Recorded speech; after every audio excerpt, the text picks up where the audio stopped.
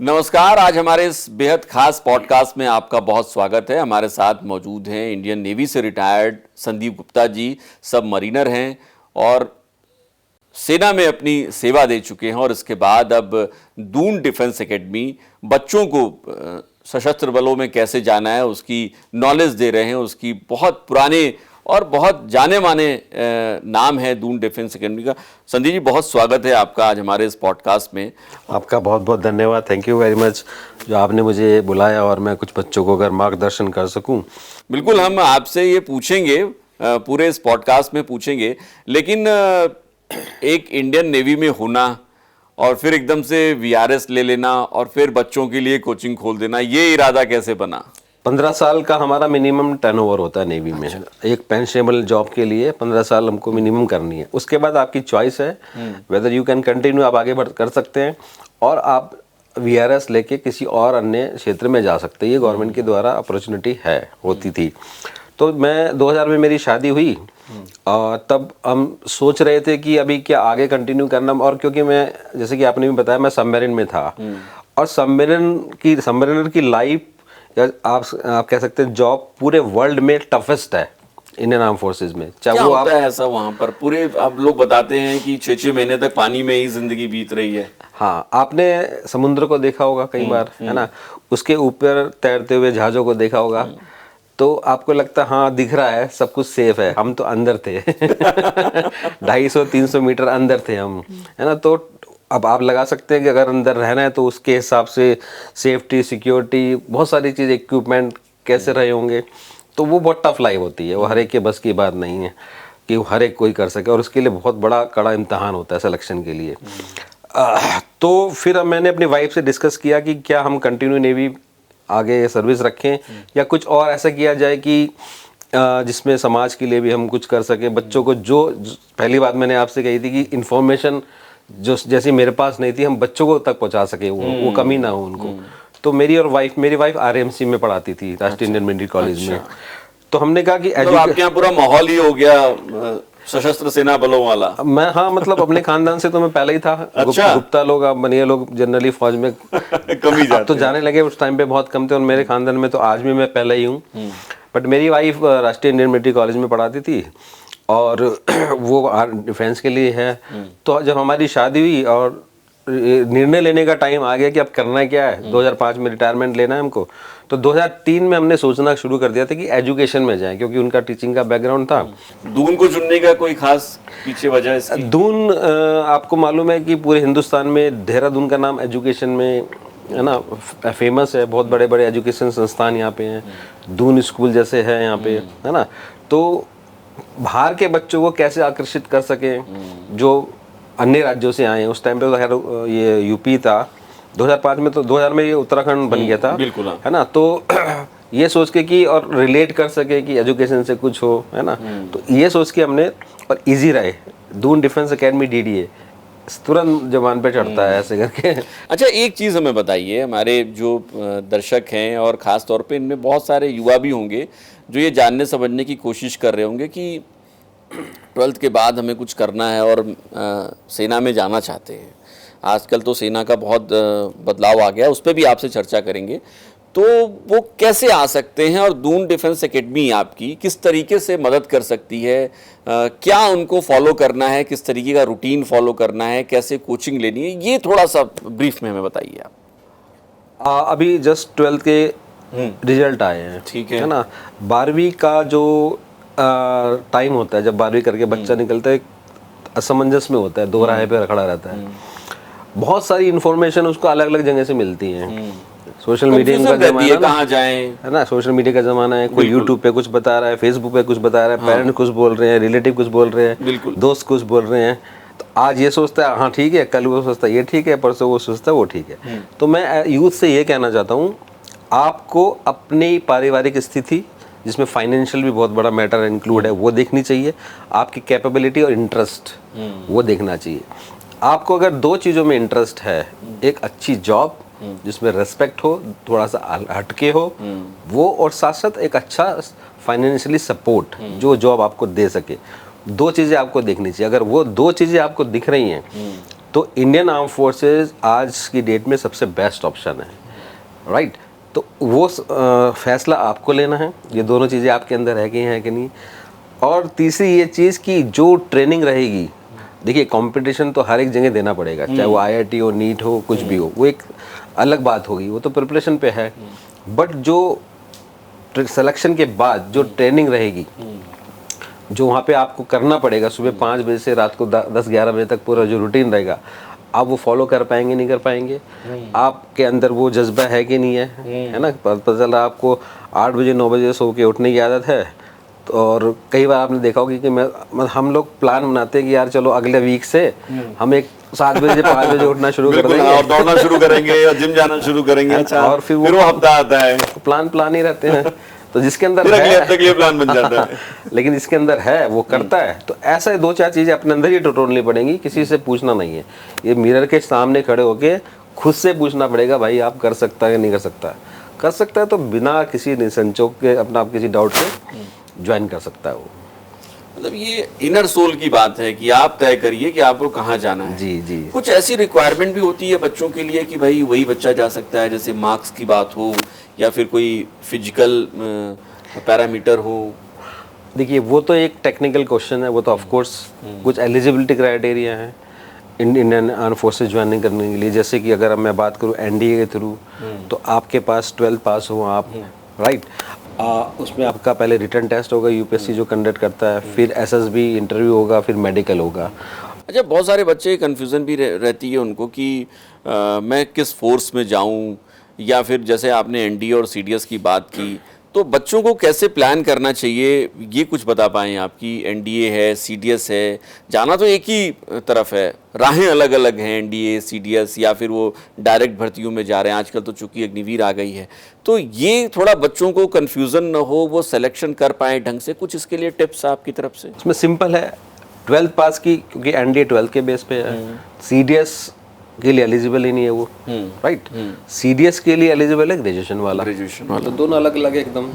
12th जिसने की है, अगर वो NDA के थ्रू या अग्निवीर जो आप बात कर रहे हैं उसके थ्रू जाना चाहता है, तो 12th उसकी मिनिमम एलिजिबिलिटी क्राइटेरिया है।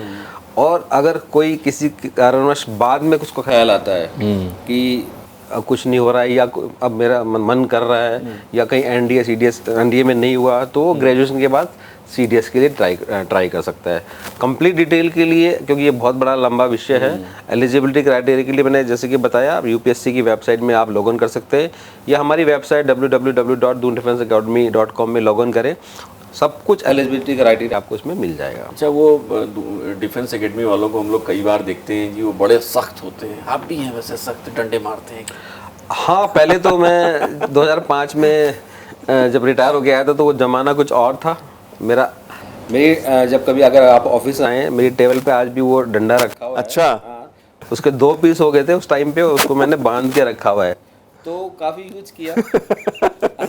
लेकिन किसी का भविष्य बनाने के लिए शायद ये जरूरी भी है। बिल्कुल। तो अब आप आज ही एक ना उत्तरकाशी से एक पेरेंट्स आए थे, उसका उनका लड़का हमारे यहाँ 2007 में एयरफोर्स में निकला था। अच्छा, आपके यहाँ से कोचिंग लेके? हमारे यहाँ कोचिंग से लेके ना, तो आज मिलने आए थे। वो किसी और को लेके आए थे, और उस लड़के से मैंने फ़ोन पे बात की। अब उसके 2 बच्चे हो चुके हैं। अच्छा। और कानपुर में उसकी पोस्टिंग है अभी। तो कभी अगर उसके साथ सख्ती की होगी, मुझे याद नहीं उसके साथ करी या नहीं थी, बट अगर की होगी तो अब आप लगा सकते हैं गुरु के लिए। बिल्कुल। चलो डंडा तो खा लिया होगा, लेकिन आज वो एक अच्छी जिंदगी गुजार रहा है।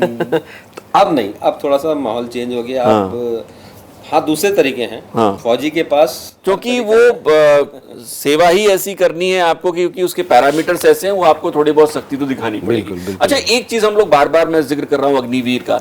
अग्निवीर आ गई है बच्चों के दिमाग में, क्योंकि पहाड़ के बच्चे वो सेना में जाने के लिए हमेशा प्रयासरत रहते हैं। अब अग्निवीर आ गई, अग्निवीर को लेके बहुत कंफ्यूजन है, करें क्या न करें, किस तरीके से देखते हैं? मैं फ्रैंकली बताऊं कि जब अग्निवीर इंट्रोड्यूस हुई, मैं भी इसके अंगेज था, क्योंकि मैं तो फोर्स में रहा हूं। मुझे पता है कि इसके नतीजे क्या हो सकते हैं या क्या होने चाहिए थे। और मैं खुद धरना प्रदर्शन के लिए जंतर मंतर गया था इसके लिए। यस, जब ये भर्ती आई थी, क्योंकि बहुत सारे, मैं इसलिए नहीं कि मेरी वजह से, बहुत सारे बच्चे जो हमारे यहाँ पढ़ रहे थे या मेरे पास आए, सर अब तो क्या होगा, 4 साल का है ये वो, आगे कुछ समझ नहीं आ रहा है ना, बड़ा सा एक असमंजस की स्थिति थी, कुछ क्लियर भी नहीं था तब। तो मैं भी टाइमिंग के लिए मुझे लगा कि नहीं गलत है क्या है, बहुत लंबे प्रदर्शन के लिए मैं गया, जंतर मंतर गया, हमारी रक्षा मंत्री जी से भी मुलाकात हुई।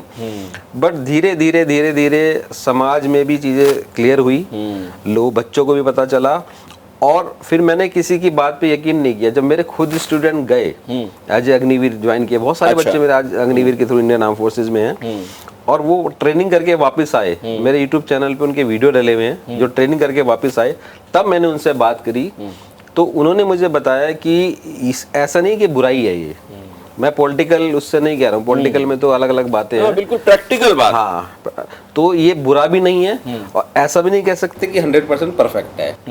मैं दोनों एंगल से कह रहा हूँ, बुरा इसलिए नहीं है, इसमें विन विन सिचुएशन है दोनों के लिए। ये बात ध्यान से आप लोग सुन ले, जो भी हमारे दर्शक सुन रहे हैं, जब मैंने इंडियन नेवी ज्वाइन की थी तो कुछ स्टूडेंट जो खुद हमारे साथ की जो ट्रेनिंग में थे, वो छोड़ के जाना चाह रहे थे, लेकिन जब साइन किया तो छोड़ नहीं पाए वो। अच्छा, नहीं सूट हुआ उनको, जो भी है, तो बट उनके पास कोई ऑप्शन नहीं था, उनको करना ही पड़ा। जब उन्होंने साइन कर दिया तो वो 15 साल या जो भी था उनको करना पड़ा। बट अभी ये ऑप्शन है कि 4 साल के बाद आप भी डिसाइड कर सकते हैं कि आप सुटेबल हैं कि नहीं है उस पोस्ट के लिए, उस पोजीशन के लिए। और गवर्नमेंट भी ये देख सकती है कि ये बंदा या ये लड़की आगे जाके फौज के लिए, आर्मी नेवी एयरफोर्स के लिए कैपेबल है कि नहीं है, अपना अच्छा दे सकते नहीं दे सकते। तो ये विन विन सिचुएशन दोनों के लिए है। नहीं, लेकिन एक सामान्य धारणा तो ये है कि 4 साल बाद तो सबको रिटायर ही हो जाना है। नहीं ऐसा नहीं है, क्योंकि मैं जैसे कि मैंने बताया, मैं नेवी से रिटायर हूँ और मेरे हज़ारों बच्चे आज इंडियन आर्म फोर्सेज में और बड़े बड़े रैंक पे हैं, तो मेरी बातें होती रहती हैं। ऐसा नहीं है, अच्छे और कैपेबल स्टाफ की सबको ज़रूरत होती है, राइट। 25% तो गवर्नमेंट ने शुरू में ही कहा कि हम रिटेन करेंगे, बट आज की डेट में मैन पावर की इतनी कमी है कि अगर जिसका प्रदर्शन अच्छा रहा, जो डिसिप्लिन केस में नहीं वहाँ पे इन्वॉल्व हुआ, तो ऑलमोस्ट सबको रिटेन करेगी गवर्नमेंट। क्योंकि मैं नेवी और एयरफोर्स के बारे में तो ये कह सकता हूँ, आर्मी एक बड़ी फौज है, बट इसमें 100% रिटेन करेगी, क्योंकि मैन पावर की बहुत कमी है। खुद से जाना चाहे अलग बात है, तो ऐसा बच्चे गलत ना समझे कि नहीं 4 साल के बाद वो निकाल ही देंगे, ऐसा नहीं है। तो अग्निवीर को लेके आपके मतलब एक जैसा संदीप जी ने बताया कि आपके मन में अगर कोई शंका हो तो आप समझ सकते हैं, अग्निवीर को चुनना न चुनना वो आपके ऊपर है। लेकिन मुझे लगता है कि आपकी राय में ये बहुत न खराब है न बहुत अच्छी है, फिर भी आपके लिए ठीक है, बेहतर है। जो नए युवा हैं वो जो जाना चाहते हैं सेना में। अच्छा, एक बड़ा सवाल आता है, जो बच्चियां हैं जी 12th पास कर लेती हैं और सेना में आमतौर पर हम लोग शुरू से एक हमारी धारणा रही है कि हम पुरुषों को ही, लड़कों को ही देखते रहे हैं। लड़कियां भी अब आ रही हैं, लड़कियां कैसे अपना करियर बना सकती हैं इसमें, क्योंकि आप तो बच्चों का करियर बना ही रहे हैं। तो लड़कियों के लिए कुछ खास बताइए हमारे। गर्ल्स के लिए आपको जान के यकीन मतलब नहीं होगा, गर्ल्स ज़्यादा इंटरेस्टेड है। अच्छा, हाँ, डिफेंस सर्विसेज में आने डिफेंस के लिए। सर्विसेज के लिए आफ्टर 12th। अच्छा, अब क्योंकि पहले आफ्टर 12th नहीं था गर्ल्स के लिए, ग्रेजुएशन के बाद ही ज्वाइन कर सकती थी वो, through CDS, OTA, FCAT। But government ने पिछले 2-2.5 साल से थ्रू NDA 12th के बाद, और अभी अग्निवीर के लिए गर्ल्स के लिए ओपन कर दिए अपने डोर भारतीय सशस्त्र सेनाओं के। और जब से उन्होंने ये डोर ओपन किए, मेरे पास गर्ल्स ज़्यादा आ रही हैं कि सर मतलब हमको भारतीय सशस्त्र सेना का हिस्सा बनना है। तो इसका मतलब ये है कि समाज में बदलाव है, घरों में बदलाव है, थिंकिंग में बदलाव है, और गर्ल्स हर चीज क्षेत्र में आ गए हैं। इसलिए उसका रिफ्लेक्शन यहाँ पे भी दिख रहा है। और गर्ल्स के लिए, आपके लिए बड़ा अच्छा सुनहरा मौका है। अगर आपके अंदर कैपेबिलिटी है, आपके अंदर एक वो जो चीज़ें मैंने बताई वो सब कुछ हैं, तो डिफेंस चाहे वो ND के थ्रू हो 12th के बेस पे, चाहे अग्निवीर के थ्रू हो, बहुत अच्छा मौका है। और मेरी बहुत सारी लड़कियां ND के थ्रू और अग्निवीर के through Indian arm forces join कर चुकी हैं, उनसे बातें करता रहता हूँ। कहीं किसी भी स्टेज पे नहीं लगता। और एक चीज़ आपको और बताता हूँ मैं, इंटरेस्टिंग, मैं जहाँ मैंने इंडियन नेवी की ट्रेनिंग की थी उड़ीसा में, अच्छा, हाल ही में मैंने वहाँ पे विजिट किया, लगभग 32-33 साल के बाद। तो INS चिल्का वो जगह है जहाँ मैंने अपनी ट्रेनिंग की थी, और वहाँ पे हाउसेज रहते हैं, है ना, जैसे कुछ इस हाउस में रहेंगे, कुछ इस हाउस में रहेंगे। मैंने अपने हाउस में विजिट किया जिसका नाम था अभिमन्यु, अब वो गर्ल्स का है। अच्छा। वो गर्ल्स का है तो मेरी मतलब आपके लिए भी एक नई बात रही। हाँ हाँ, मेरे लिए भी एक बड़ा मतलब अच्छी सी फीलिंग आई। तो उनसे बात की तो उन्होंने यही कहा कि हमारी सारी की सारी ट्रेनिंग एक्सेप्ट एकोमोडेशन सब कुछ बॉयज के साथ है, उसमें अच्छा। किसी तरह का कोई रिलैक्सेशन नहीं है उनके लिए। अच्छा, मतलब जैसे मतलब कोई भेदभाव कहीं नहीं है। अगर लड़के को 10 किलोमीटर भागना है तो लड़की को भी 10 किलोमीटर भागना है, ऐसा नहीं कि उनके लिए कम है या डिस्टेंस, हर चीज सेम है और कहीं पीछे नहीं है। आप अंदाजा लगा सकते हैं कि अगर सब कुछ सेम है, वही पैरामीटर्स हैं पुरुष और महिला में, उनकी फिजिकल उसके लिए, तो मतलब आप लगा सकते हैं कितनी स्ट्रांग है गर्ल्स आज की डेट में। तो मतलब ये है कि धारणा बदलने का वक्त आ गया है। सेना में बच्चियां नहीं जा सकती, लड़कियां नहीं जा सकती, ये धारणा छोड़ दीजिए। आप देख नहीं रहे हैं लेकिन ये चीज़ें हो रही हैं। मुझे लगता है भले लोग आप देख नहीं पा रहे हैं लेकिन ऐसा हो रहा है, जैसा संदीप जी बता रहे हैं। संदीप जी बहुत बहुत शुक्रिया।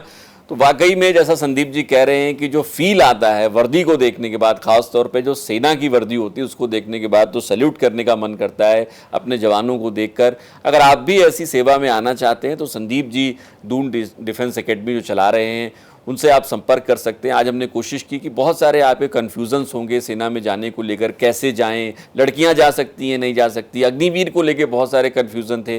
तो हमने सोचा कि आपके लिए खुद एक एक्सपर्ट को ले आते हैं और आपको ये एक्सपर्ट टॉक हमने दिखाई। ये पॉडकास्ट आपको कैसा लगा हमें ज़रूर बताइएगा।